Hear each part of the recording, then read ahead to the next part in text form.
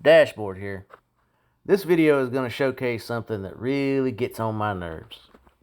In this video, there'll be a white SUV in the outside lane that decides to change lanes to the inside lane across a 3-lane road. What's wrong with it, you might ask? Well, they drove across 3 lanes without any type of signal. They just drifted right across 3 lanes of traffic. This absolutely drives me crazy. Don't forget to like, subscribe, and share to keep these videos coming your way. See much of the way of any rain. Sprinkled or very light showering possible overnight, but for the most part it's dry.